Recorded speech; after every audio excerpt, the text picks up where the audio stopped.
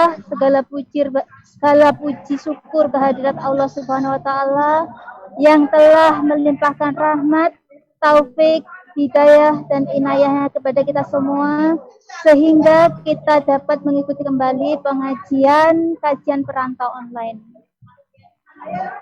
Yang saya hormati Bapak Imam Baihaqi selaku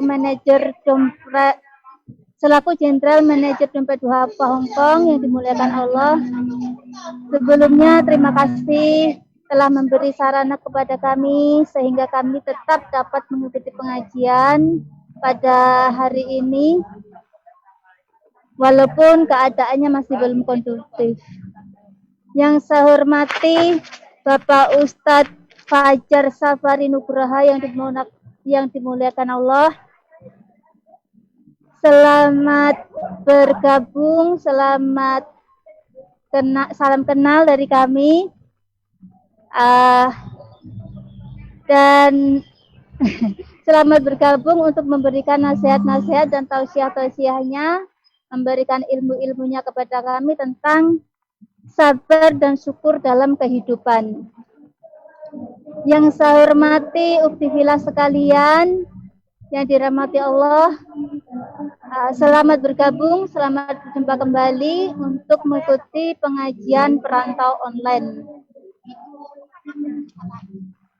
Untuk informasi bahwa acara ini disiarkan langsung. Tapi aku pada dibokengnya matikan. Acara ini akan disiarkan langsung secara live.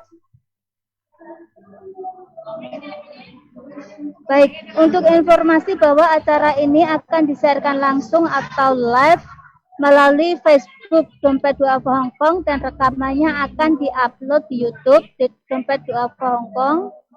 Jangan lupa untuk like fanpage Facebook Dompet Duafa Hong Kong dan subscribe atau berlangganan Dompet Duafa Hong Kong News untuk mendapatkan update informasi yang bermanfaat.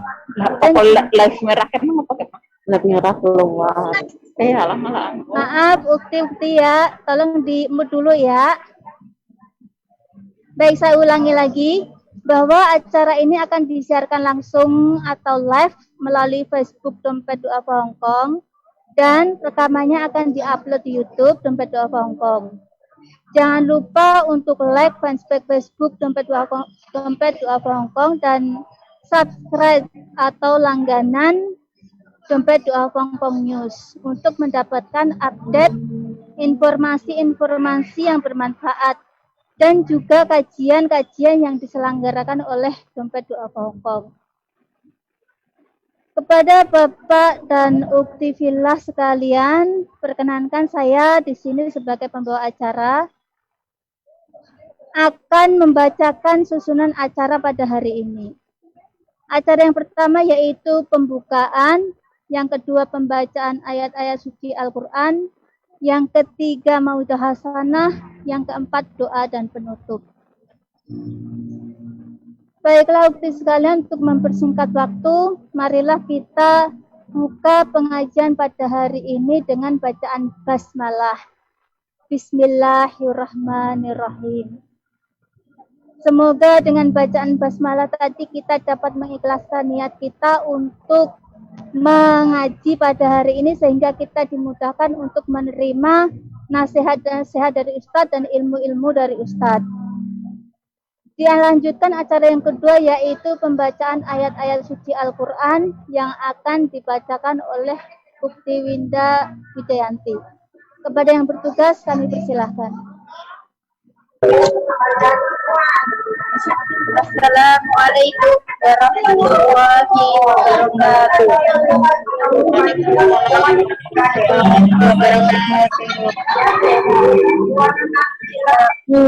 Billahi minasyaitonir rajim. Ya ayyuhalladzina amanu ista'inu bis-sabri was-shalah. Inna الله مع الصابرين ولا تقولوا لمن يقتل في سبيل الله أموات بل أحياء ولكن لا تشكرون ولنبلونكم بشيء من الخوف والخوف ونقص من الأموال والأنفس والثمرات وبشر الصابرين الذين إذا أصابتهم مصيبة قالوا إنا لله وإنا إليه راجعون أولئك عليهم صلوات من ربهم ورحمة وأولئك هم المهتدون صدق الله العظيم. Wassalamualaikum warahmatullahi wabarakatuh. Waalaikumsalam warahmatullahi wabarakatuh. Alhamdulillah, demikian tadi pembacaan ayat-ayat suci Al-Quran. Semoga Allah memberikan pahalanya kepada yang membaca dan juga yang mendengarkannya. Dilanjutkan acara yang ketiga, yaitu Mauidhah Hasanah oleh Bapak Ustadz Fajar Sofari Nugroho. Kepada Bapak Ustadz kami persilahkan. Bismillahirrahmanirrahim. Assalamualaikum warahmatullahi wabarakatuh. Terdengar jelas suaranya ini, Bu? Iya Ustadz, terdengar Ustadz. Jelas Ustadz. Waalaikumsalam warahmatullahi wabarakatuh. Alhamdulillahilladzi hadana li hadza wa ma kunna linahtadiya laula an hadanallah. Asyhadu an la ilaha illallah wa asyhadu anna Muhammadan abduhu wa rasuluh. Allahumma salli ala sayyidina Muhammadin wa ala ali sayyidina Muhammadin kama sallaita ala Ibrahim wa ala ali Ibrahim fil alamin innaka Hamidum Majid. Rabbi syrah lana sudurana wa yassir lana umurana wahlul 'uqdatan min alsinatina yafqahu aqwalana. Allahumma anfa'na bima 'allamtana wa 'allimna ma yanfa'una warzuqna 'uluman tanfa'una fid dini wad dunya wal akhirah. Allahumma inna nastawdi'uka ma qara'na wa ma hafidhna wa ma ta'allamna faruddaha lana inda hajatina ilaiha. Amin ya rabbal alamin. Ibu-ibu yang dirahmati Allah Subhanahu wa taala, terkhusus kepada pimpinan cabang Dompet Duafa Hongkong yang saya hormati, Ustadz Imam Baihaqi, kemudian Ibu Rusmi, kemudian Ibu Sri ya kalau nggak salah yang tadi jadi MC, dan ibu-ibu sekalian yang dirahmati Allah Subhanahu wa taala. Alhamdulillah pada kesempatan siang hari ini kita dapat bermuajahah di media online melalui Zoom. Mudah-mudahan ini pun menjadi media majelis taklim, media menuntut ilmu yang tidak Allah kurangkan sama sekali keberkahan dalam majelis ilmu ini. Amin ya rabbal alamin. Salawat beriring salam semoga tetap tercurah limpahkan kepada junjungan kita, panutan kita, uswah hasanah kita, tauladan kita, Nabi Muhammad sallallahu alaihi wasallam. Mudah-mudahan kita senantiasa istiqomah menjalankan sunnah-sunnah yang beliau ajarkan. Mudah-mudahan kelak kita mendapat syafaat dari beliau di yaumil akhir. Amin ya rabbal alamin. Ibu-ibu, bapak-bapak yang dirahmati Allah Subhanahu wa taala, ini mohon maaf ibu-ibu, ini ada bapak-bapaknya atau enggak? Ini saya sebut bapak-bapak, taunya enggak ada bapak-bapak ini, Bu. Ada Ustaz, Pak Imam ada. Ada, alhamdulillah. Ahlan Ustadz Imam Baihaqi. Afwan ini. Masya Allah. Alhamdulillah pada kesempatan hari ini saya perdana mungkin mengisi di madrasah perantau online. Saya Fajar Sofari Nugraha. Saat ini amanahnya di pesantren Mu'allaf Dompet Duafa. di Bintaro sektor 9. Jadi nanti ibu-ibu yang ada di wilayah Tangerang Selatan atau Jabodetabek bisa silaturahim, monggo main. Nah, di sini amanahnya itu membina para mu'alaf yang ada di pesantren mu'alaf Dompet Duafa. Bersama dengan, kalau ibu-ibu kenal mungkin ada Ustadz Abdullah Harman Saleh. Nah, beliau tinggal juga di sini, alhamdulillah.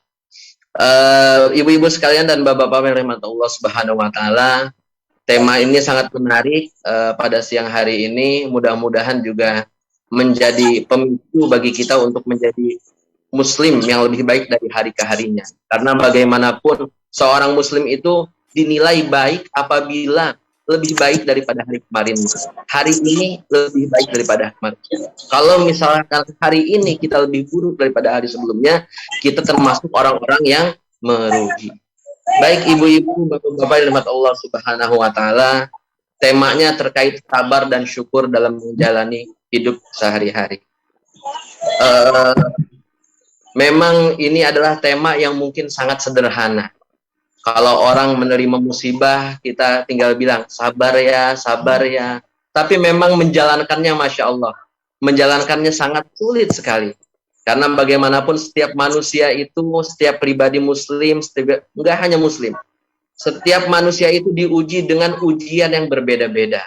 Tapi tentunya Allah sudah berjanji kepada kita semua, tidak akan memberikan ujian di luar kemampuan. Tapi sesuai dengan apa yang disebutkan oleh tadi yang membacakan tilawah, Allah telah menyebutkan dalam surah Al-Baqarah ayat 155. A'udzubillahi minasyaitonirrajim. Bismillahirrahmanirrahim. Walanabluwannakum bisyai'in minal khawfi wal ju'i wa naqsim minal amwali wal anfusi was thamarat wa basyyiris sabirin. Alladzina idza asabathum musibah qalu inna lillahi wa inna ilaihi raji'un. Di sini Allah memakai redaksi walanabluwannakum. Nah, kalau kita belajar ilmu nahwu, walanabluwannakum itu ada nun tasydid di atasnya. Jadi artinya adalah sesungguhnya Allah akan benar-benar menguji. Nah, jadi tidak hanya menguji, tapi akan benar-benar menguji. Walanabluwannakum bisyai'in. Nah, tapi tidak dengan banyak hal. Dengan bisyai'in, dengan sesuatu.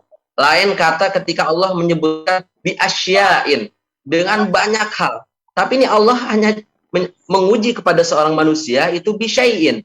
Nah, akan sesuatu apa? Minal khauf, dari ketakutan, wal ju' dari kelaparan, wal anfus dari jiwa kita yang digoncang, wassamarat dari buah-buahan, wabasyiris sabirin. Maka berilah kabar gembira untuk orang-orang yang bersabar. Jadi Allah sudah pasti itu menguji kita. Jadi kalau ibarat kita ingin lulus dari kuliah, lulus dari ujian, itu lulus dari suatu tingkatan sekolah misalkan, itu harus ada ujiannya. Nah, maka dari itu Allah itu memberikan ujian kepada kita bukan karena Allah benci kepada kita, tapi karena Allah ingin mengukur bagaimana tingkatan iman dan takwa kita kepada Allah Subhanahu wa taala. Kalau diberikan ujian dan kita bersabar, berarti kita lolos dari ujian tersebut. Kita lulus dari ujian tersebut. Dan Allah akan memberikan ujian nanti kemudian sesuai takarannya masing-masing. Nah, Allah begitu indah menerapkan dalam surat Al-Baqarah ini, tidak banyak ujian yang kita terima, tapi hanya sedikit.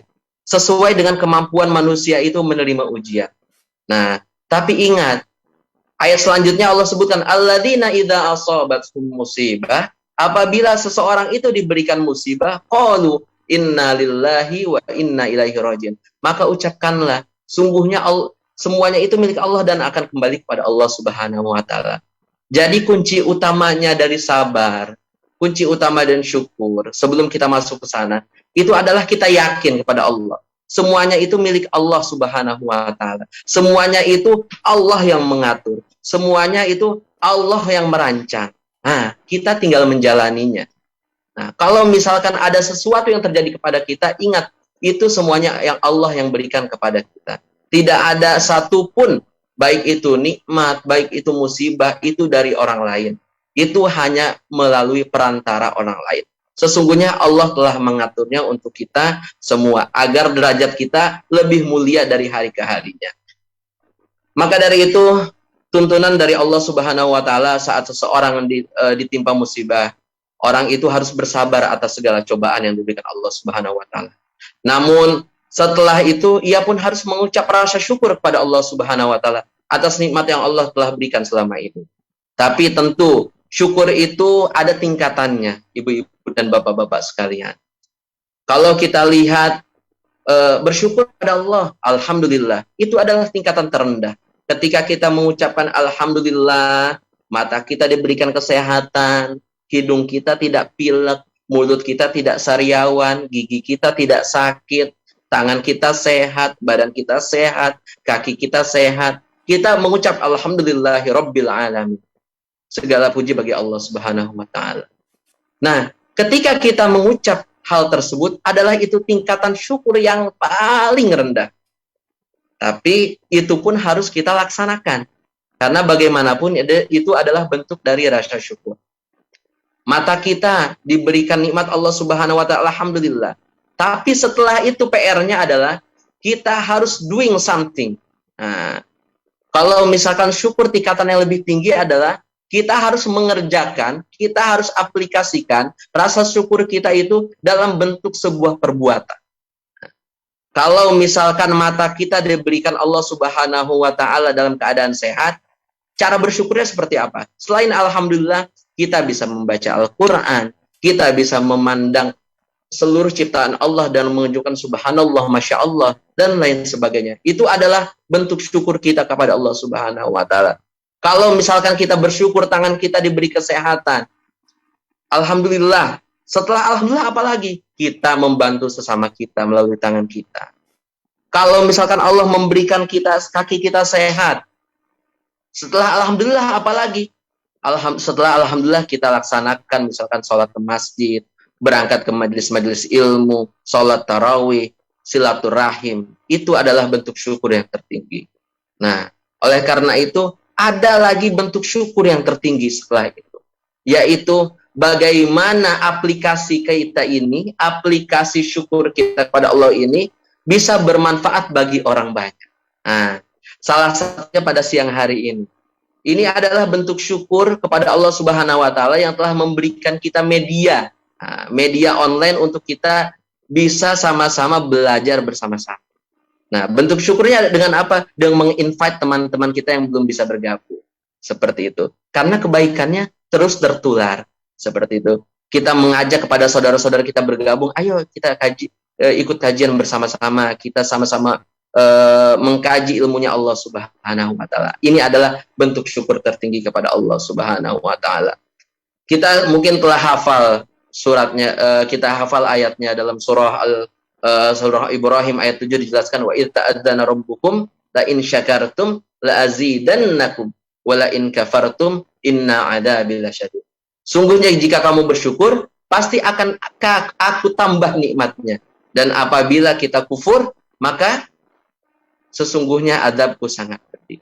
Nah, di sini pun Allah memberikan redaksi la azidannakum, bahwasanya akan aku benar-benar tambah nikmatnya. Jadi tidak hanya la uzidakum, tidak hanya menambah saja, tapi benar-benar menambah nikmatnya ketika kita bersyukur kepada Allah Subhanahu wa taala. Nah, itu insya Allah kita sudah sama-sama hafal ayatnya, tapi tinggal aplikasikan saja. Seperti itu. Ibu-ibu dan bapak-bapak sekalian rahmat Allah Subhanahu wa taala, jamaah madrasah perantau online Dompet Duafa Hongkong. Kebanyakan dari kita tentunya saat mendapatkan cobaan kita terus mengelus dada. Ya Allah, sabar ya Allah, berikanlah aku kesabaran ya Allah, ataupun temannya memberikan nasihat, sabar ya. Tapi kita terkadang lupa akan nikmat yang Allah berikan kepada kita semua selama ini. Jadi syukur dan sabar itu kalau boleh saya gambarkan itu adalah seperti dua sayap burung, yang sama-sama harus saling melengkapi. Kalau misalkan kita syukurnya hebat, sabarnya pun harus hebat. Kalau misalkan berat sebelah, kalau burung misalkan sayapnya berat sebelah, itu mungkin terbangnya nggak akan halus, nggak akan bagus. Kalau misalkan pesawat itu misalkan sayapnya berat sebelah ya langsung jatuh mungkin seperti itu. Ibarat kata seperti itu. Kalau misalkan sabar dan syukur itu harus seimbang. Kita tetap bersabar, kita tetap bersabar, kita juga harus bersyukur kepada Allah. Jadi ini adalah sebagai sebuah sisi mata uang yang tidak bisa dipisahkan seperti itu. Dan bersyukur ini juga adalah atas segala nikmat Allah ini merupakan kewajiban bagi setiap hambanya yang beriman kepada Allah Subhanahu wa Ta'ala, sesuai dengan apa yang disebutkan dalam surah Ibrahim ayat 7 tadi. Nah, dalam keadaan senang kita tidak hanya dituntut untuk bersyukur agar mendapat nikmat yang lebih, namun juga bersabar. Contoh, seorang yang telah dapat jabatan tinggi misalkan di suatu tempat, dia selain bersyukur dia pun harus bersabar. Sabar terhadap apa? Bisa jadi, ini ibu-ibu, bapak-bapak sekalian, ini orang-orang rata-rata terlena, udah dapat jabatan tinggi, udah dapat fasilitas mewah, udah dapat banyak hal yang ia raih, tapi godaannya itu, godaan untuk berbuat maksiatnya itu lebih banyak, seperti itu. Misalkan seseorang diangkat menjadi direktur. Ketika dia menjadi direktur, itu banyak hal yang menjadi kebijakannya dia. Tapi banyak yang orang-orang yang mengajak, ini tanda tanganin aja ini, dapat banyak uang di sini, seperti itu, atau dapat banyak profit kita di sini. Padahal itu tidak benar. Nah, oleh karena itu kita harus bersabar akan hal-hal seperti itu, godaan. Nah, kita harus hati-hati akan seperti itu. Maka dari itu ketika kita mendapatkan jabatan, mendapatkan hal-hal yang baik menurut kita di hadapan Allah Subhanahu wa Ta'ala, selain bersyukur kita pun harus bersabar. Seperti itu. Dalam surah Az-Zumar juga disebutkan, sungguhnya hanya orang-orang yang bersabarlah yang akan dipenuhi ganjaran mereka tanpa batas. Nah, kalau misalkan orang bersabar, insya Allah Allah akan beri ganjaran yang tidak ada batasan ganjaran tersebut. Sebagaimana disebutkan dalam surah Az-Zumar bahwa Allah akan mengganjar orang yang bersabar tanpa batas, apalagi jika seseorang itu selain bersabar ia pun bersyukur, maka Allah akan tambahkan nikmatnya sesuai dari surah Ibrahim ayat 7 tadi. Jadi ingat, sabar dan syukur itu ibu-ibu, bapak-bapak sekalian, itu tidak bisa dipisahkan sama sekali. Ketika kita sabar, kita pun harus bersyukur kepada Allah Subhanahu wa Ta'ala. Dalam sebuah ungkapan disebutkan, al-Islamu huwas sabru wasyukru. Islam itu adalah sabar dan syukur. Lah, kok bisa? Nah, Islam itu adalah menciptakan salam. Nah, jadi Islam itu menciptakan kedamaian. Nah, Islam itu Islam itu adalah dua intinya, sabar dan syukur kepada Allah Subhanahu wa Ta'ala. Agar apa? Agar kita nyaman menghadapi segala problematika hidup yang ada dalam hidup kita seperti ini. Kadang kita ini perlu bersabar, ibu-ibu dan bapak-bapak sekalian. Kalau misalkan kita tidak sabar, kita itu kacau hidup. Begitupun syukur. Kalau kita tidak bersyukur, kita pun akan kacau dalam hidup kita. Contoh sederhana, ketika Allah memberikan kita nikmat berupa motor pada kita semua, kita tidak bersyukur kepada Allah Subhanahu wa Ta'ala. Bisa jadi dalam keadaan kita membawa motor itu, Allah cabut nikmatnya. Misalkan contoh, Allah celakakan kita ketika dalam perjalanan. Na'udzubillah, summa na'udzubillah. Karena kita tidak bersyukur kepada Allah Subhanahu wa Ta'ala. Dan kemampuan bersyukur kita kepada Allah Subhanahu wa Ta'ala itu pun berbanding lurus dengan kebahagiaan yang akan kita terima. Seperti itu. Kenapa bisa seperti itu? Ketika kita bersyukur, tentunya kita akan mengenal Allah lebih dalam lagi. Kita mengenal Allah bahwasanya semua yang diberikan Allah Subhanahu wa Ta'ala adalah yang terbaik untuk kita. Baik itu nikmat, baik itu musibah, tentunya itu adalah yang terbaik untuk kita semua. Nah, oleh karena itu yang paling penting adalah manajemen hati dan akal dan pikiran. Kalau misalkan kita sudah memanage hati kita, akal kita, pikiran kita, itu insya Allah kita menjadi pribadi orang yang bersyukur kepada Allah dan senantiasa bersabar apabila Allah memberikan musibah atau kesulitan kepada kita semua. Amin ya Rabbal alamin. Ibu-ibu dan bapak-bapak sekalian Allah Subhanahu wa Ta'ala, saya ingin mengutip sebuah hadis yang diriwayatkan oleh Imam Muslim. Ajaban li amril mu'min, inna amrahu kullahu khair, wa laysa dzalika li ahadin illa lil mu'min. In asabathu sarra syakara fakana khairun lah. Wa in asabathu dharra sabara fakana khairan lah. Sungguh menakjubkan perkara umat muslim itu, umat mukmin itu.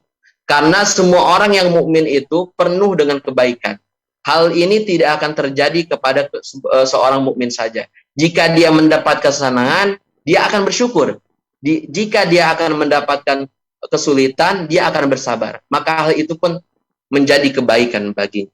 Jadi sebagai seorang mukmin tentunya sederhananya bagi kita memandang segala sesuatu yang diberikan Allah Subhanahu wa taala itu semuanya baik. Tidak ada satupun yang Allah berikan kepada kita itu tidak baik. Baik itu musibah, baik itu nikmat.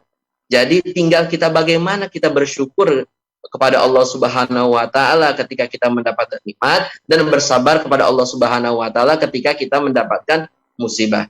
Ibu-ibu, bapak-bapak yang dirahmati Allah Subhanahu wa taala, memang berat ibu-ibu, bapak-bapak sekalian. Ketika kita mendapatkan musibah, contohnya saya sendiri. Baru saja tanggal 9 Maret lalu saya ditinggal wafat oleh istri saya sendiri. Anak saya masih kecil-kecil, yang satu umur 2 tahun, yang satu umur 4 bulan. Memang berat hati. Bahkan saat ini saya baru berani mengisi kajian setelah sekian lama, dan perdana ini di madrasah perantau online. Tapi bagaimanapun ini adalah ketentuan Allah Subhanahu wa taala. Saya memang merasa berat sekali ketika kehilangan istri saya. Sebelumnya saya kehilangan anak pertama saya. Tapi bagaimanapun kalau kita sadari sebagai seorang mukmin itu semuanya akan kembali kepada Allah. Nah, kita hanya bisa berdoa mudah-mudahan kita bisa dipertemukan kelak di surganya Allah Subhanahu wa taala. Memang tidak mudah ibu-ibu, bapak-bapak sekalian. Ketika seseorang itu mendapatkan musibah, ketika seseorang itu mendapatkan nikmat, untuk mensyukuri dan bersabar atas yang Allah berikan itu. Tapi lagi-lagi muaranya adalah keyakinan kepada Allah Subhanahu wa taala. Apabila kita sudah yakin semuanya yang Allah berikan itu adalah yang terbaik, insya Allah itu kita akan menjalani hidup dengan sangat positif. Jadi bagi ibu-ibu, bapak-bapak sekalian yang tentunya mempunyai problematika dalam hidup, yang mempunyai ujian, ayo kita sama-sama kuatkan rasa syukur kita kepada Allah Subhanahu wa taala. Karena kita nggak tahu syukur Allah itu, nikmat Allah itu jauh lebih banyak yang diberikan kepada kita dibandingkan musibah yang Allah berikan kepada kita. Jadi maka dari itu kita harus banyak bersyukur kepada Allah dan banyak bersabar kepada Allah Subhanahu wa taala. Mungkin itu yang bisa saya sampaikan kepada bapak-bapak, ibu-ibu sekalian. Mudah-mudahan ilmu yang sedikit ini bisa bermanfaat bagi ibu-ibu dan bapak-bapak sekalian. Setelah ini kita silahkan sharing, ya, silahkan kita diskusi, kita sama-sama mengkaji ilmu Allah Subhanahu wa taala. Mudah-mudahan Allah berikan kita kesabaran kepada Allah, kesabaran, senantiasa sabar. Mudah-mudahan kita juga menjadi pribadi yang sangat bersyukur. Amin ya rabbal alamin. Hadanallahu wa iyyakum ajmain. Assalamualaikum warahmatullahi wabarakatuh.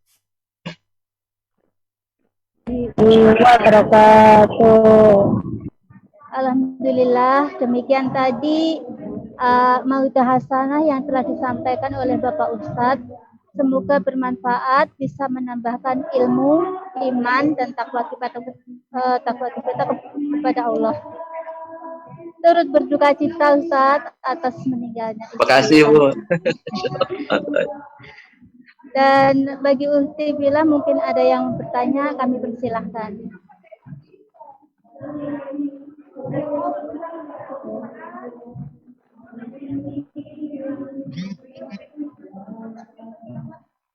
Nggak ada yang bertanya? Silahkan Halo, Ibu. Assalamualaikum warahmatullahi wabarakatuh, Pak Ustadz. Waalaikumsalam warahmatullahi wabarakatuh. Bu Heni ya? Iya, Pak Ustadz, apakah di dompet Dafa ini ada apa? Tadi katanya yang untuk mu'alaf, grup mu'alaf. Ada pesantren mu'alaf. Saya mau ikut, Pak Ustadz. Boleh, ahlan silahkan. Kami ada asramanya ini di sini. Insya Allah. Soalnya saya kudu hatinya masih kadang kepengen kembali ke agama yang lama, Pak Ustadz. Kadang nggak kuat kadang. Ya Rob. Ya insya Allah Bu Heni bisa asrama pesantren mu'alaf untuk perempuannya ada di wilayah Pamulang Ibu. Insya Allah bisa silaturahim. Saya kadang memang hari-hari berapa hari ini memang saya lagi diuji sama Allah, berarti Allah masih sayang gitu loh Pak Ustadz. Jadi saya pengen ikut yang grup mu'alaf tadi. Insya Allah bisa Ibu. Nanti bisa di-share mungkin nomornya ke Ibu Rusmi mungkin nanti bisa biar bisa saya add. Iya, waktu itu ikut sama Pak Ustadz Rahmat, tapi sampai sekarang belum ada ininya gitu loh. Oh iya, boleh nanti share ke saya Bu. Ya mudah-mudahan bisa lebih istiqomah Pak Ustadz. Saya juga lagi bimbing anak saya. Amin ya rabbal alamin. Tinggalnya di mana Ibu? Saya di Hongkong sekarang ada di Xingyi. Oh Masya Allah, iya Bu. Ya Bu, baik. Di Indonya anak saya ikut ibu saya di Belitung. Masya Allah. Anak saya udah puasa, sekarang bisa puasa 1 hari penuh. Alhamdulillah berkah Ibu, Bu Heni. Amin. Cuman dia kalau kemarin dilajarinya pertama sama gurunya, guru di sekolah dia suruh puasa Senin Kamis, nggak bisa, cuman setengah hari gitu Pak Ustadz. Iya, namanya juga belajar Bu, nggak apa-apa. Tapi alhamdulillah sekarang sudah bisa 1 hari. Alhamdulillah. Iya, itu pun puasa Ramadan kurang berapa hari dia dilajarin puasa Senin Kamis, karena gurunya bilang suruh doain saya karena saya jauh gitu loh. Dia pun umur masih 9 tahun. Baru mau 9 tahun. Laki-laki perempuan Bu? Alhamdulillah perempuan Pak Ustadz. Dia sekarang sudah belajar pakai kerudung. Setiap kemana-mana nggak pernah mau lepas kerudung. Alhamdulillah, mudah-mudahan istiqomah ya Bu. Jadi anak solihah. Amin, insya Allah Pak Ustadz. Makanya saya mau ikut ini biar bisa ngelajarin si kecil gitu Pak Ustadz. Ya insya Allah dengan senang hati Bu, silahkan. Insya Allah. Ya udah ntar kalau itu saya ikut grupnya ya Pak Ustadz. Makasih ya Pak Ustadz. Sama-sama Ibu Heni. Assalamualaikum. Assalamualaikum warahmatullahi wabarakatuh.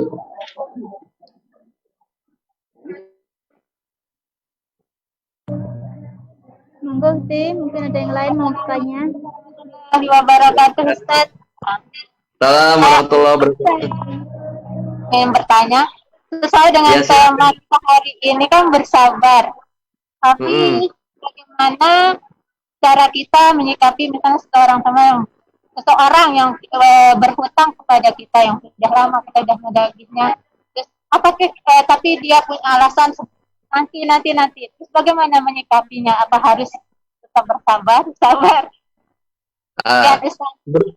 Berhutang ya Bu ya, Bu Ani ya. Ya. Oh baik. Memang ini perkara hutang ini perkara yang mudah-mudah gampang. Mudah susah. Mudah minjemnya, susah ngebalikinnya. Tapi lagi-lagi ini kan tergantung pribadi seseorang.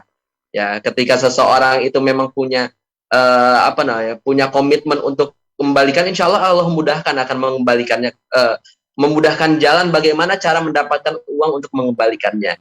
Bagaimana sikap kita sebagai seorang yang dipiutangkan. Nah, sikap kita tentunya dalam Islam kita harus menagihnya.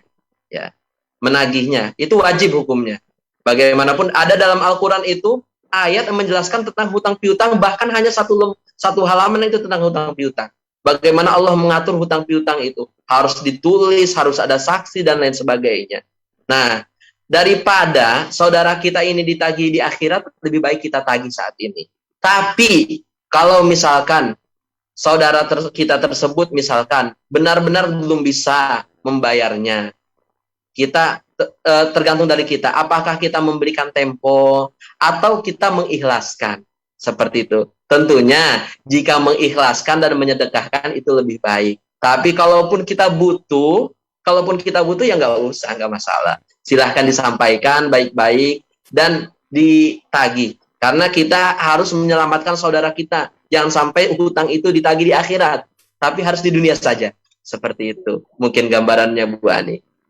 Terima kasih banyak Ustaz penjelasannya. Terima kasih, sama-sama Bu Ani, insyaallah.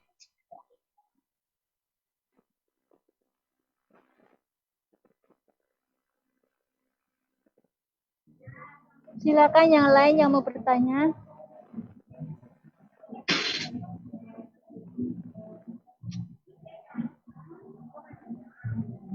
Masih ada Izin yang bertanya? info Bu Sri.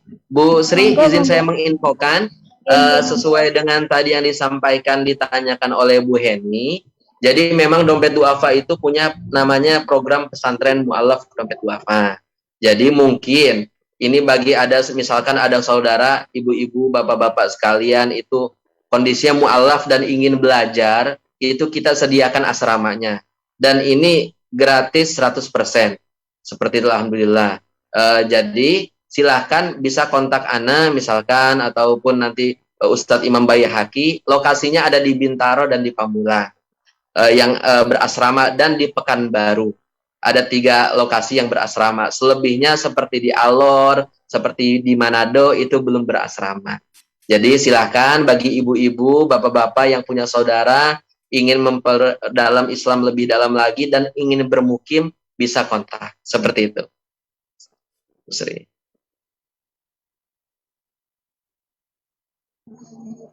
Ya, demikian tadi informasi dari Bapak Ustadz, mungkin Bu Heni atau ada teman-teman yang lain yang ingin berminat, yang belum bergabung, silakan hubungi Bapak Ustadz atau pihak dari Dompet Duafa.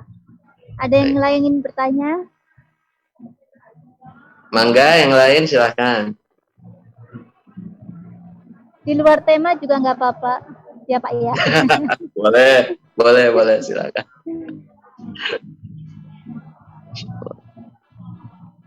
Ini musim apa di sana, Bu?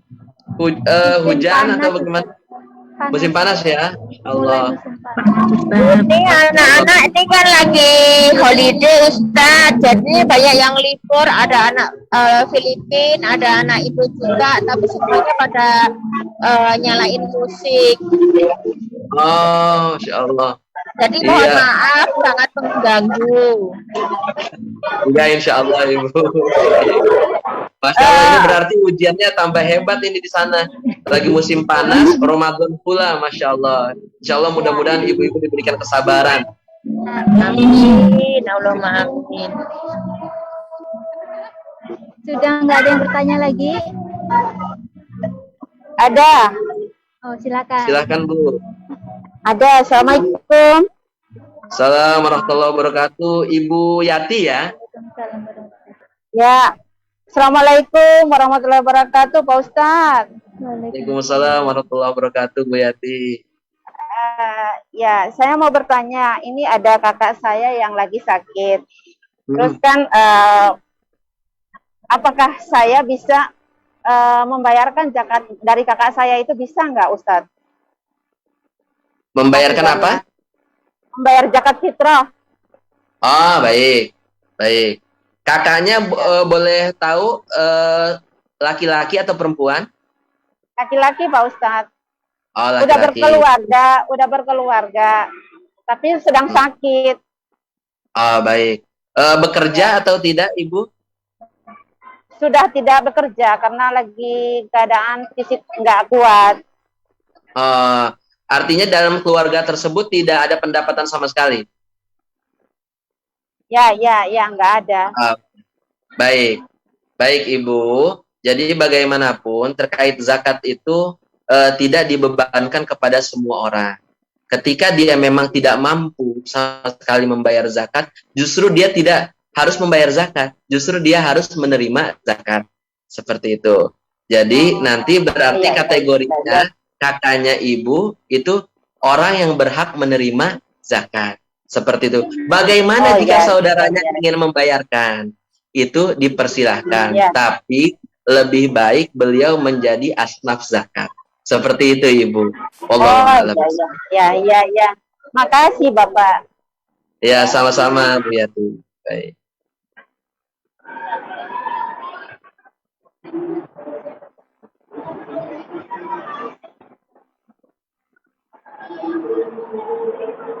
Masih ada yang ingin bertanya, silahkan. Assalamualaikum Pak Ustadz, mau bertanya. Waalaikumsalam Ibu Parsi ya. Ya. Iya. Ini mengenai yang masalah hutang piutang tadi.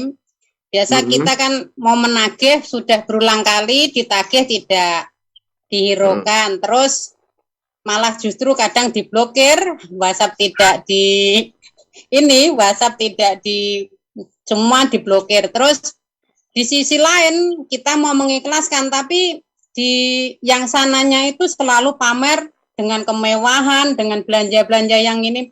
Gimana untuk menyikapi supaya kita bisa bersabar dan bisa berusaha untuk mengikhlaskan, Pak Ustadz? Jujur, kalau yang hal kayak gini mungkin tidak bisa ikhlas. Makasih Pak Ustadz. Baik, terima kasih Bu Parsi ya. Baik. Okay. Memang hutang itu rata-rata ini fenomenanya memang semuanya mungkin sama ya. Ketika kita menagih orang, misalkan orang itu bahkan lebih galak kepada kita yang Langge. Itu yang menjadi sekarang, kontemen sekarang. Iya, bahkan malah memperlihatkan kekayaannya dan lain sebagainya, padahal dia punya utang dan tanggung jawab kepada kita. Bagaimana sikap kita? Sikap kita memang ketika kita sudah berkali-kali menagihnya, agar kita tujuan kita sederhana, agar menyelamatkan dia dari siksa api neraka ketika kita menagih. Karena jangan sampai ditagih di akhirat seperti yang tadi saya sampaikan. Seperti itu. Tapi sudah berkali-kali itu nggak mempan Misalkan kita tadinya nagih setiap hari. Kita kurangin durasinya besoknya seminggu sekali. Biar dia nggak bosan misalkan. Besoknya intennya kita kurangin lagi 1 bulan sekali. 1 bulan sekali aja masih susah. Nah, sikap kita sederhana. Pastinya kita tidak ada cara lain selain bersabar. Hanya sabar yang bisa kita laksanakan. Nah, kalau misalkan lebih baik memang tadi mengikhlaskan. Walaupun kondisinya dia memang mampu. Seperti itu. Kita niatkan untuk sedekah. Bisa jadi mampunya juga menghutang lagi. Kita kan nggak tahu juga di balik itu semua. Seperti itu. Jadi lebih baik kita coba bagaimana kita menata hati. Lagi-lagi kita muaranya menata hati. Kita bersabar. Kalau misalkan sudah ditagih berkali-kali, ya udah kita ikhlaskan. Kenapa kita ikhlaskan? Untuk kita menyelamatkan saudara kita agar tidak ditagih di akhirat. Seperti itu, Ibu. Jadi itu ada poin plus buat Ibu. Karena sudah jangan sampai ini pun mindsetnya dipakai untuk orang yang berhutang. Kalau orang yang berhutang nggak boleh punya mindset mudah-mudahan diikhlasin sama orang yang ngehutanginnya. Jangan sampai seperti itu. Jadi kita sebagai orang yang dipiutangkan, ada lebih baiknya ketika kita sudah nagih tidak bisa, bersabar dan kita coba ikhlas. Walaupun itu agak susah, tapi itu adalah kuncinya. Ketika kita sudah ikhlas, maka pahala akan mengalir kepada kita semua yang kita sudah ikhlas, dan Allah akan membebaskan siksaannya kepada orang yang berhutang tadi. Nah, demi menyelamatkan saudara kita sesama muslim. Seperti itu, Ibu. Mudah-mudahan bermanfaat. Makasih Pak Ustadz atas jawabannya. Sama-sama Bu Parsi, Masya Allah. Assalamualaikum Ustaz. Waalaikumsalam Bu Ani. Di luar tema ya, Ustaz. Tentang masalah zakat. Zakat fitrah. Ini ada teman saya, kasusnya begini Ustaz. Bila seorang suami dari teman saya itu ingin mengeluarkan zakat atas nama istrinya, apa boleh Ustaz? Kalau kewajiban baik. Kalau kewajiban seorang suami adalah memberikan nafkah kepada istri. Nah, salah satu bentuk nafkah, dia menanggung seluruh kebutuhan yang menjadi kebutuhan istrinya, yaitu salah satunya adalah zakat fitrah. Tidak hanya istrinya, tapi anak-anaknya pun yang belum bekerja menjadi tanggungan seorang suami ataupun bapak dari anak-anak tersebut. Jadi, misalkan contoh saya saat ini punya 2 anak, saya harus membayarkan zakat untuk anak-anak saya, karena anak-anak saya belum mampu untuk membayar zakat, umur 2 tahun, seperti itu. Begitupun istri, ketika istri itu menjadi tanggungan suami. Tapi boleh nggak kalau misalkan dia akan berzakat atas nama pribadi dia sendiri, boleh seperti itu. Tapi alangkah lebih baiknya suaminya yang membayarkan zakat fitrah untuk istri dan anak-anaknya. Seperti itu Bu Ani, wallahu a'lam. Terima kasih Ustaz penjelasannya. Ya, sama-sama Bu Ani. Insyaallah.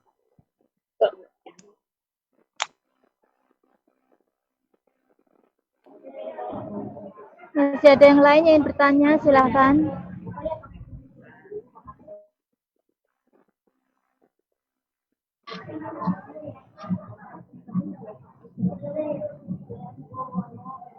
Sudah nggak ada?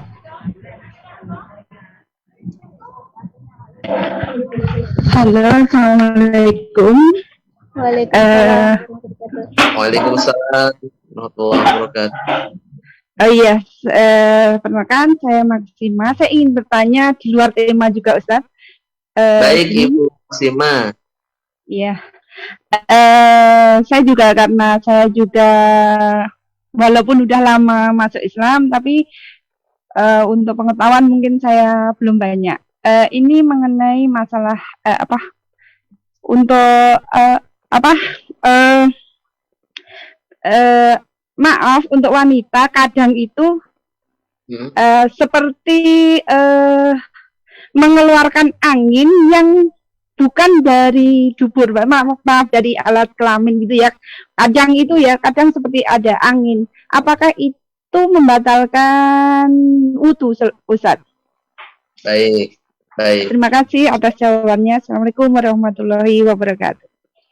Waalaikumsalam warahmatullahi wabarakatuh. Ibu Maksima, yang membatalkan wudhu salah satunya adalah keluarnya angin dari lubangnya. Mohon maaf ini. Kalau misalkan angin itu tidak keluar lewat lubangnya, maka tidak membatalkan wudhu. Contoh misalkan, mungkin bukan keluar ya bahasanya. Suara perut kadang kita merasa itu keluar angin, padahal tidak. Tapi kalau kita ragu-ragu kalau itu keluar angin, kita wajib wudhu kembali, seperti itu. Jadi kalau misalkan kita ragu-ragu, baiknya kita wudhu kembali. Tapi kalau misalkan kita yakin, oh ini suara perut, ataupun saya belum begitu paham yang dimaksud Bu Maksima, misalkan angin tapi tidak keluar, karena kan bingung juga nih. Kalau keluarnya lewat mulut kan tidak membatalkan puasa, seperti itu. Misalkan kalau bahasa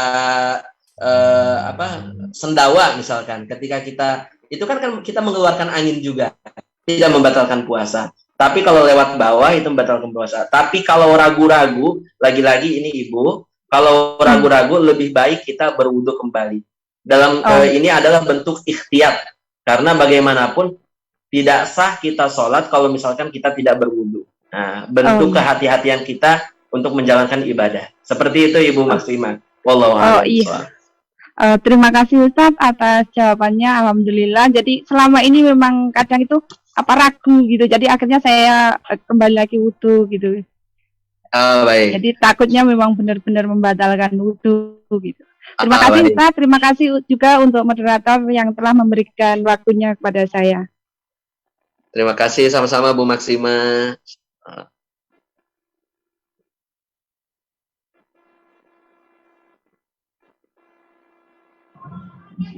Masih ada yang ingin bertanya? Masih ada waktunya bila ada yang ingin bertanya. Assalamualaikum warahmatullahi wabarakatuh, Pak. Waalaikumsalam. Waalaikumsalam warahmatullahi wabarakatuh, Ibu. Mohon maaf Pak Ustadz, mau bertanya. Iya, Ibu Isma ya, Bu ya. Iya Pak Ustadz. Iya, baik. Silakan Bu Isma. Ini ada dua pertanyaan. Yang pertama, manakah yang harus lebih didulukan, membayar utang atau sedekah dulu? Iya, pertanyaan yang kedua,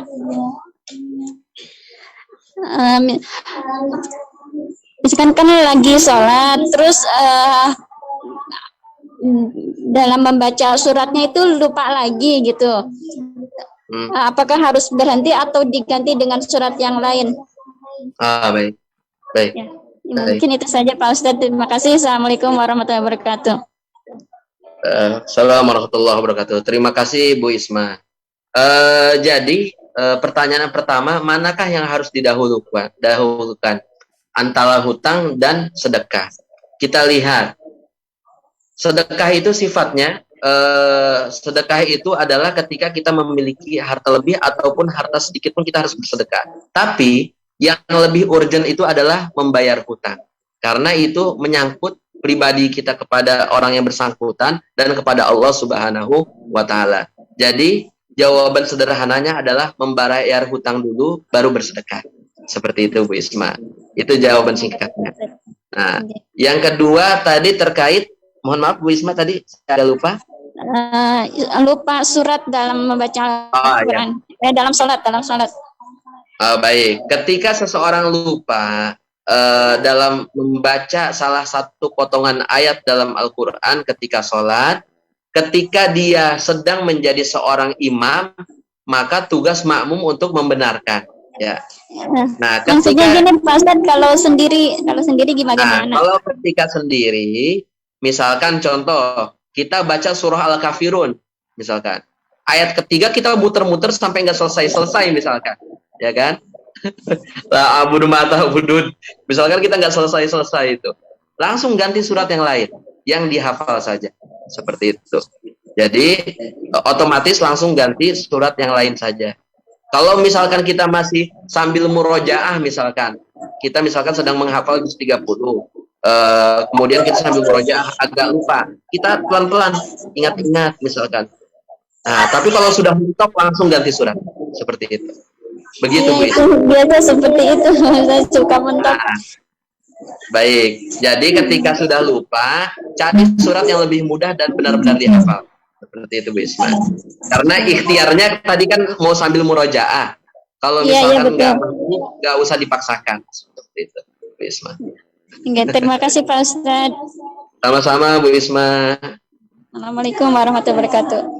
Waalaikumsalam warahmatullahi wabarakatuh. Assalamualaikum warahmatullahi wabarakatuh, Pak Ustadz. Maaf Pak Waalaikumsalam. Ustadz, saya mau nanya lagi. Ya silahkan. Saya tiap subuh buat kotak infak di rumah majikan. Buat apa? Nah, terus duit Kotak infak, Ustaz. duit infak subuh. Oh iya, baik. Iya. Nah, terus keluarga saya kan semua susah. Terus duit itu ditaruh di mana, Pak Ustadz? Apa dikasih keluarga sendiri atau dikasih ke orang lain? Baik. Sedangkan keluarga saya non muslim semua. Baik. Makasih Pak Ustadz. Ya, baik. Jadi sedekah terbaik itu adalah ke orang terdekat kita. Nah, sedekah itu tidak hanya untuk orang muslim saja, tapi non muslim pun demikian. Bisa jadi Ibu Heni, mohon maaf, dengan sedekahnya Bu Heni kepada saudara ibu itu menjadi wasilah hidayah bagi saudara ibu untuk memeluk agama Islam. Seperti itu. Jadi sedekah terbaiknya adalah kepada saudara terdekat. Tapi tentunya kita pun harus membagi porsi. Misalkan saat ini kita sudah 1 tahun kita sedekah ke saudara terus.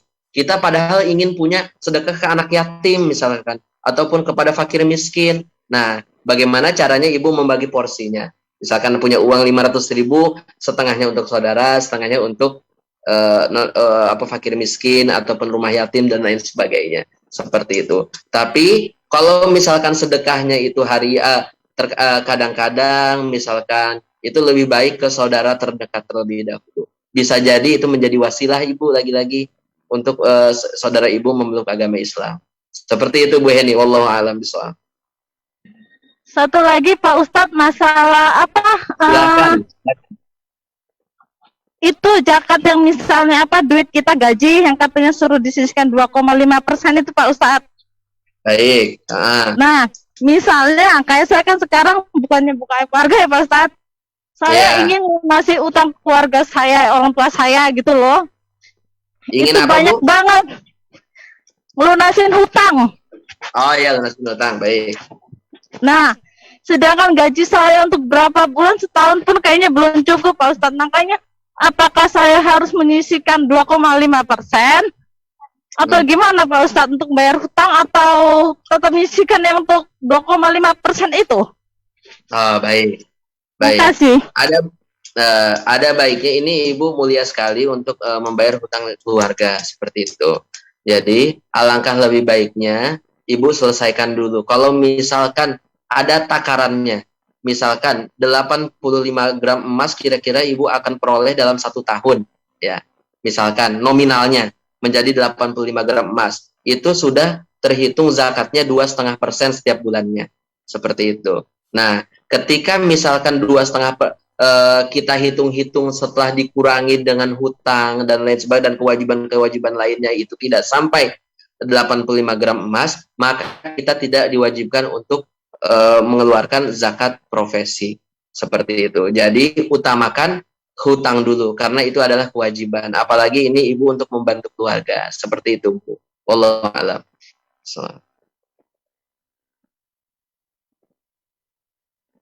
Terdengar Bu Heni? Alhamdulillah terdengar Pak Ustadz. Makasih atas pencerahannya karena saya ingin orang tua saya walaupun dia non muslim nantinya kalau dia nggak ada umur dia nggak punya hutang, itu niat saya Pak Ustadz. Ya Allah, mulia sekali, insya Allah. Baik Bu, mudah-mudahan juga ini jadi wasilah Bu. Saya doakan mudah-mudahan orang tuanya, saudaranya memeluk agama Islam. Amin. Amin, amin Pak Ustadz. Alhamdulillah memang sekarang ibu saya nemenin anak saya yang kecil puasa Pak Ustadz. Saya bilang kalau nggak kuat nggak apa-apa, saya bilang gitu. Insya Allah, alhamdulillah. Ya, Masya Allah. Mudah-mudahan Allah bukakan pintu hidayah ya Allah. Amin ya Rabbal alamin. Amin, doain ya Allah. Doain Pak Ustadz supaya ipar saya juga bisa kembali ke agama dia yang semula Pak Ustadz. Karena ipar Allah, saya tadinya Islam Pak Ustadz. Insya Allah. Tapi sekarang sudah nggak Islam, dia ikut kakak saya Hindu gitu loh. Insya Allah saling mendoakan Ibu. Insya Allah.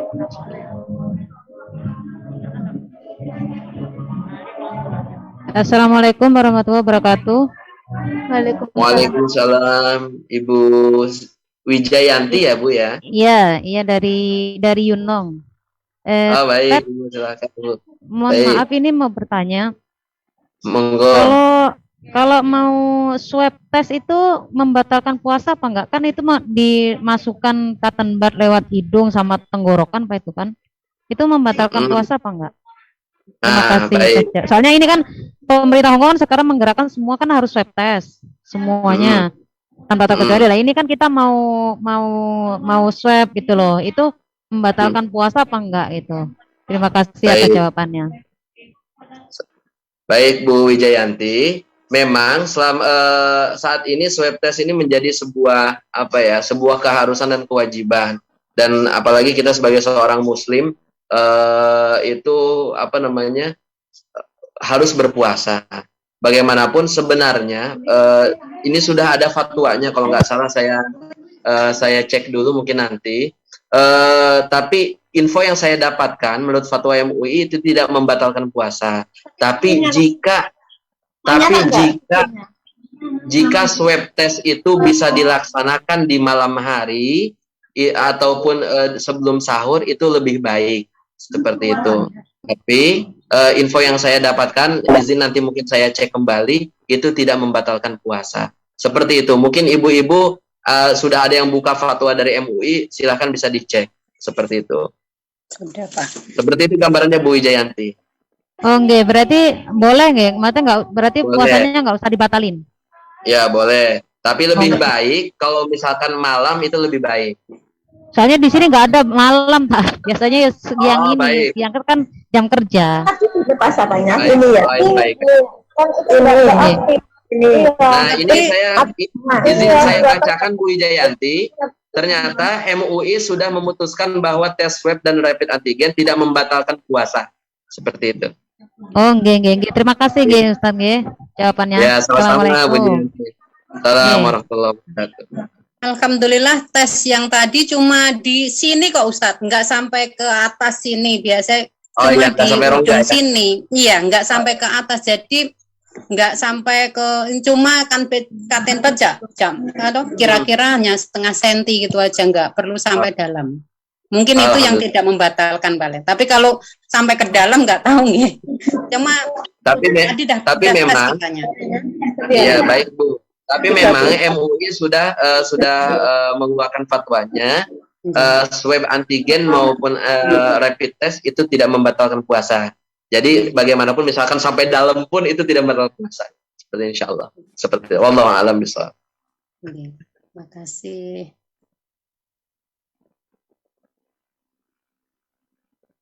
Silakan ibu-ibu, bapak-bapak.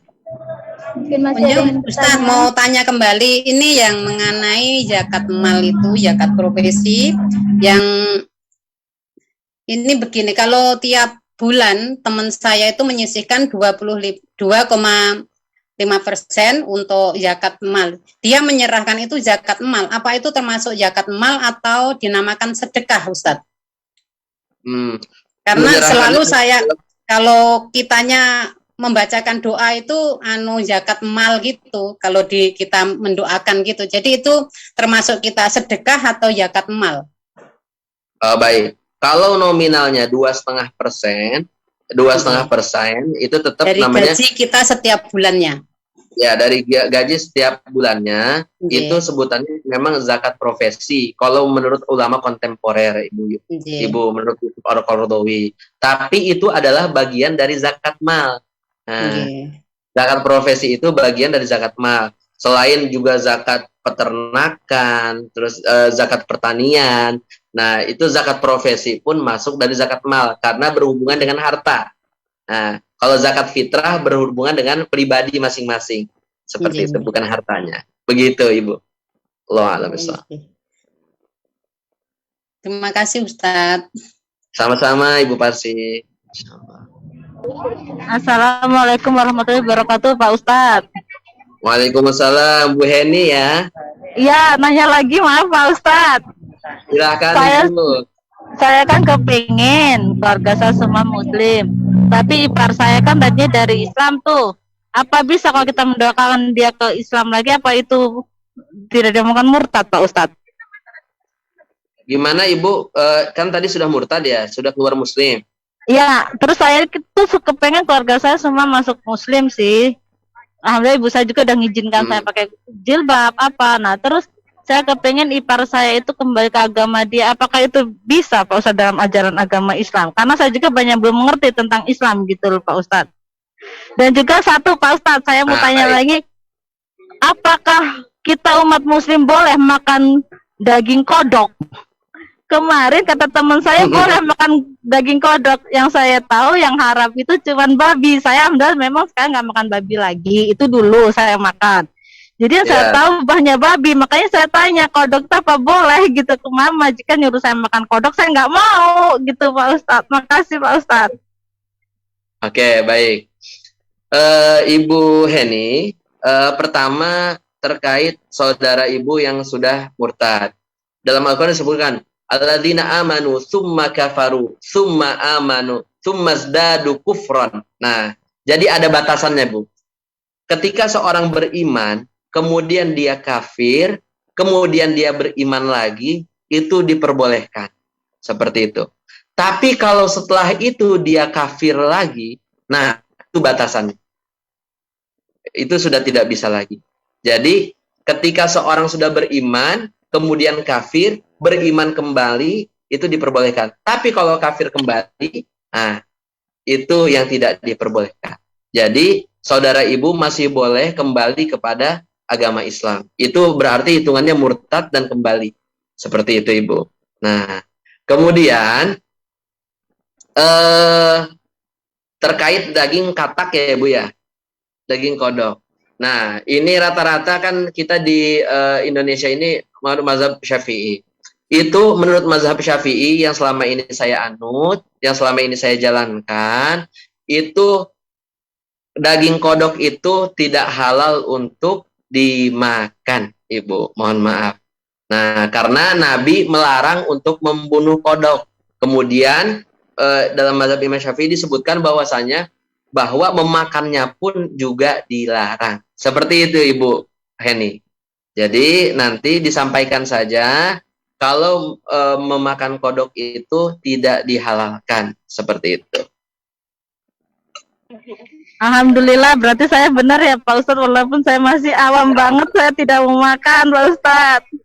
Tapi saya sedih Pak Ustadz, karena keluarga saya, adik saya kemarin dia nikah dengan orang muslim, maksudnya dia agamanya Islam, tapi adik saya belum bisa menjalankan segala perintah Islam, dia hanya mengucapkan dua kalimat syahadat di saat ijab qabul aja. Terus kakak saya pun juga begitu. Sekarang dia musuhin saya, dia tidak pernah mau dikontak lagi dengan saya karena saya suruh sholat, dia tidak mau, dia hanya melaksanakan puasa Idul Fitri ini aja, maksudnya puasa Ramadan aja Ustadz, tapi segala perintah Islam dia nggak ada yang dikerjakan. Itu sedihnya saya Pak Ustadz.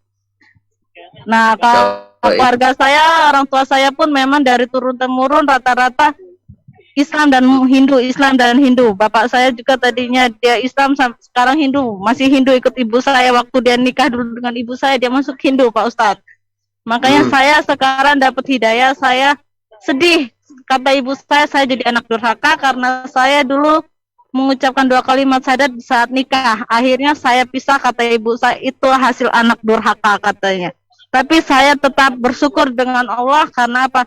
Saya alhamdulillah dapat hidayah, dapat cahaya sampai sekarang. Kalau saya sakit, saya ada masalah, kalau saya menyebut nama Allah, cahaya itu selalu melindungi saya dan selalu menguatkan saya Pak Ustadz. Jadi saya kadang sedih, makanya kadang saya kepingin masuk ke Hindu lagi. Saya kemarin sebelum masuk Hong Kong, saya sempat mau pindah agama lagi, tapi cahaya itu selalu melindungi saya dan selalu mengantar saya untuk menguatkan iman saya gitu. Jadi makanya saya kalau ada yang mu'alaf, saya ingin bertukar pikiran supaya untuk menguatkan keimanan saya, karena keluarga saya semua rata-rata Hindu dan Islam, kebanyakan yang udah masuk Islam tanpa mengerjakan ajaran Islam Pak Ustadz. Saya takut anak saya terpengaruh gitu loh. Anak saya di tengah-tengah orang agama Hindu semua sekarang si kecil, tapi alhamdulillah dia rajin tarawehnya, dia nyuruh saya juga taraweh walaupun di rumah sendiri. Akhirnya saya taraweh tiap malam, membimbing anak saya Pak Ustadz. Makanya saya minta doanya, semoga saya bisa membimbing anak saya yang kecil Pak Ustadz. Amin ya rabbal alamin. Anak saya yang besar sudah sulit untuk saya bimbing Pak Ustadz. Dia ngomongnya Islam, ikut mantan suami saya, tapi dia tidak pernah melakukan agama Islamnya Pak Ustadz. Itu yang saya sedihkan Pak Ustadz. Makanya saya mohon doanya Pak Ustadz supaya keluarga saya semua dapat istiqomah dan dapat hidayah dari Allah Pak Ustadz. Dan amin ya rabbal alamin. Doanya supaya saya selalu diikutin cahaya yang membimbing saya waktu masuk Islam Pak Ustadz, supaya selalu diteguhkan keimanan saya Pak Ustadz. Terima kasih Pak Ustadz, semoga saya selalu dapat pencerahan ikut berdoa ini Pak Ustadz. Amin ya rabbal alamin. Insyaallah Bu Heni, insyaallah kami akan selalu mendoakan, mudah-mudahan Allah jaga, Allah kuatkan, Allah mantapkan hati Bu Heni dan keluarga yang sudah muslim istiqomah menjalankan syariat Islam. Amin ya rabbal alamin. Dan saudara-saudara yang lainnya diberikan hidayah melalui Bu Heni dan keluarga yang sudah menjadi muslim. Amin ya rabbal alamin. Insyaallah Bu Heni.